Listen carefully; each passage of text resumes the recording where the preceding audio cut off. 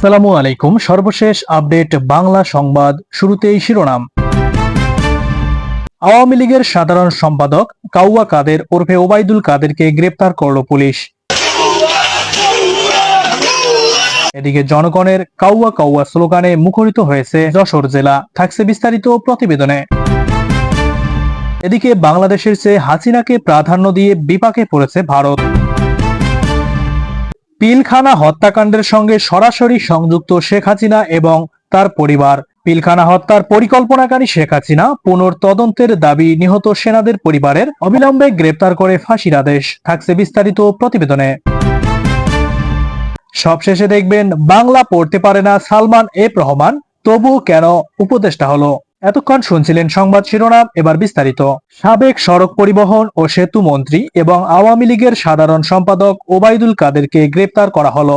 মঙ্গলবার রাতে আইন শৃঙ্খলা বাহিনী যশোর থেকে তাকে গ্রেপ্তার করে। তাকে গ্রেপ্তারের সময় জনগণ কাউয়া কাউয়া স্লোগান দিতে থাকে। সংশ্লিষ্ট একটি সূত্র বিষয়টি নিশ্চিত করেছে। প্রবল গণ আন্দোলনের মধ্যে গত 5ই আগস্ট শেখ হাসিনা সরকারের পতনের পর মন্ত্রী পরিষদের সদস্য থেকে শুরু করে বেশিরভাগ আওয়ামী লীগ নেতা আত্মগোপনে চলে যান। আত্মগোপনে ছিলেন ওবায়দুল কাদেরও। এরই মধ্যে তাকে গ্রেপ্তারের কথা জানিয়েছে পুলিশ।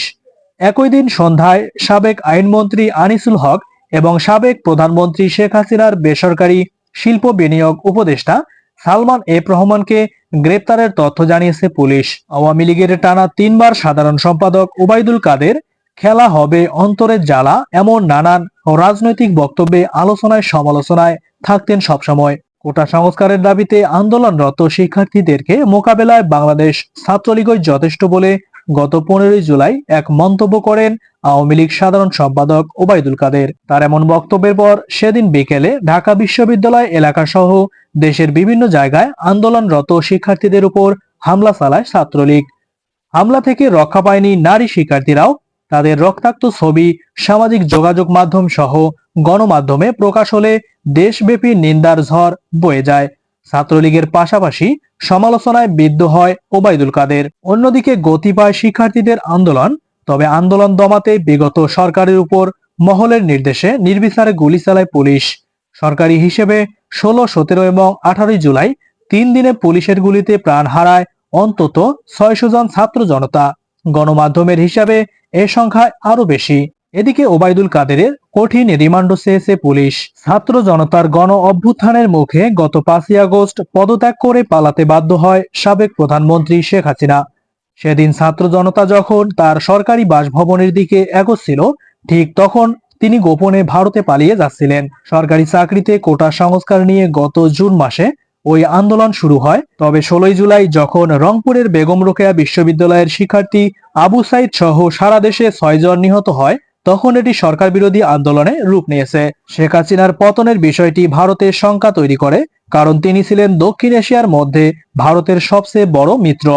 এ বিষয়ে ভারতীয় লেখক এবং সম্পাদক রাহুল ত্রিপাঠী ফ্রান্স 24-কে বলেন, ভারত সরকার শেখ হাসিনার উপর অতিরিক্ত, অন্যদিকে বাংলাদেশের উপর কম বিনিয়োগ করছে, আর এ কারণেই দেশটি এখন এমন আশঙ্কায় পড়েছে।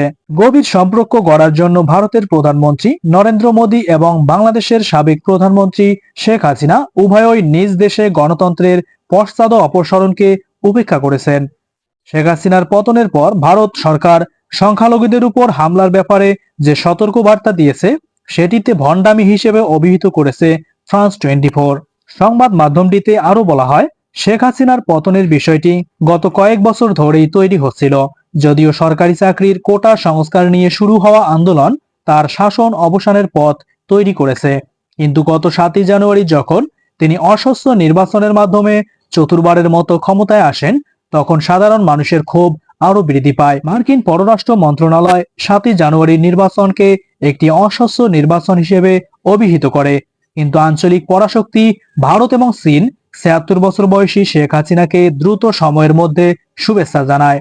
এদিকে পিলখানা হত্যাকাণ্ডের সঙ্গে শেখ হাসিনা সরাসরি সংযুক্ত। পিলখানা হত্যাকাণ্ডের ঘটনায় সুষ্ঠু তদন্ত এবং ট্রায়াল দাবি করেছেন বিডিআর বিদ্রোহে নিহত তৎকালীন মহাপরিচালক মেজর জেনারেল শাকিল আহসানের ছেলে রাকিন আহমেদ। তিনি বলেন, পিলখানা হত্যাকাণ্ডের সঙ্গে সরাসরি জড়িত শেখ হাসিনা, তার মেয়ে সায়মা খাতুন এবং শেখ ফজলে নূর তাপস, শেখ ফজলুল করিম সেলিম এবং শেখ হাসিনার পুরো পরিবার জড়িত। শনিবার 17 আগস্ট দুপুরে মহাখালী রাওয়া ক্লাবের স্কাইলাইন রেস্টুরেন্টে আয়োজিত সংবাদ সম্মেলনে তিনি এসব কথা বলেন। জেনারেল শাকিল আহমেদের ছেলে বলেন, বিডিআর বিদ্রোহের কথা বলতে গেলে অনেক কথাই গুছিয়ে বলা কঠিন হয়ে যায়। আমার বাবা সব সময় বলতেন মানুষের স্বার্থ আগে দেখতে। পিলখানা হত্যাকাণ্ডের পর দেশপ্রেমিক অনেক সেনা অফিসার বিচার চাইতে গিয়ে চাকরি হারিয়েছেন, কেউ কেউ জেলে গেছেন। দরবারের শত শত অফিসারের জীবন ধ্বংস করা হয়েছে। এক আওয়ামী লীগ নেতা ফোন করে আমাকে বলেছিলেন, ওনার নেত্রী শেখ হাসিনা আমার বাবা মাকে জবাই দিয়েছেন, যদি বেশি বাড়াবাড়ি করি তাহলে বাবা মার মতো আমাকেও জবাই করে দিবে। এমনটি বলেছে জেনারেল শাকিল আহমেদের ছেলে রাকিন আহমেদ। আমরা দাবি করছি তদন্ত কমিশন গঠন করা হোক। আমরা সেসব দেশপ্রেমিক অফিসারদের অবদান কখনো ভুলব না। আমরা চাই নিরপেক্ষ কমিশন গঠন করা হোক। ক্ষতিগ্রস্ত সেনা অফিসারদের পরিবারকে যেন যথাযথ সম্মান এবং ক্ষতিপূরণ দেওয়া হয়। আমরা শহীদ পরিবারকে মনে করি, যেসব নির্দোষ দেশপ্রেমিক বিডিআর সৈনিক জেল খাটছেন, সুষ্ঠু তদন্তে যেন তাদের মুক্তি দেওয়া হয়। রাকিন আহমেদ বলেন, আপনারা সাংবাদিকরাও কম নির্যাতনের শিকার হননি, অনেক কিছুই প্রকাশ করতে পারতেন না। এক আওয়ামী লীগ নেতা ফোন করে আমাকে বলেন, ওনার নেত্রী শেখ হাসিনা আমার বাবা মাকে জবাই দিয়েছেন, যদি বেশি বাড়াবাড়ি করি তাহলে বাবা মার মতো আমাকেও জবাই দিয়ে দেবে। শাকিল আহমেদের ছেলে বলেন, পৃথিবীর ইতিহাসে এমন কোনো ঘটনা ঘটেছে বলে আমার জানা নেই, যেখানে রাষ্ট্রের প্রধানমন্ত্রী শেখ হাসিনা অন্য একটা বিদেশি রাষ্ট্রের সঙ্গে ষড়যন্ত্র করে রাজনীতিতে 57 জন সেনা অফিসারকে হত্যা করে। ওই দিনটিকে আমি শহীদ সেনা দিবস হিসেবে দাবি করি। তিনি বলেন, গত 15 বছরে পিলখানা হত্যাকাণ্ডের বিচারের ট্রায়াল তদন্তকে আমরা মানি না, কারণ প্রধান যে হত্যাকারী নির্দেশদাতা তিনি তখন ক্ষমতায় ছিলেন। আমরা চাই খুনি হাসিনাকে দেশে ফিরিয়ে অবিলম্বে ফাঁসি কার্যকর করা হোক। এদিকে বাংলাদেশের নাগরিক হলেও বাংলা পড়তে পারতেন না শেখ হাসিনার বেসরকারি খাত বিষয়ক উপদেষ্টা সালমান ফজলুর রহমান। বর্তমানে তিনি রাজধানীর মিন্টো রোডে ঢাকা মহানগর পুলিশের গোয়েন্দা বিভাগের কার্যালয়ে 10 দিনের রিমান্ডে রয়েছে। একই মামলায় তার সঙ্গে রিমান্ডে রয়েছেন সাবেক আইনমন্ত্রী আনিসুল হক।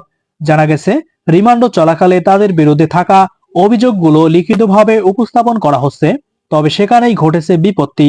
ছোটবেলা থেকে পাকিস্তানে বেড়ে ওঠায় বাংলা পড়তে পারেন না, ফলে লিখিত অভিযোগগুলো তাকে পড়ে শুনিয়েছেন আনিসুল হক। ওই সময় এ বিষয়ে কিছুই জানেন না বলে মন্তব্য করেন সালমান এফ রহমান। ডিবি কার্যালয় সূত্রে জানা যায়, ডিবি অফিসে যে খাবার রয়েছে সেগুলোই খাচ্ছেন সালমান এবং আনিসুল। এছাড়াও সালমান এফ রহমানের বিরুদ্ধে শেয়ার বাজার কারসাজি সহ কোটি কোটি টাকা আত্মসাতের অভিযোগ রয়েছে। দরবেশ হিসেবে খ্যাত সালমান এফ রহমানের শেয়ার বাজার কারসাজিতে নিঃস্ব হয়ে অনেকে আত্মহননেরও পথ বেছে নিয়েছিল। প্রিয় বন্ধুগণ, এই ছিল আজকের সর্বশেষ বাংলা সংবাদ।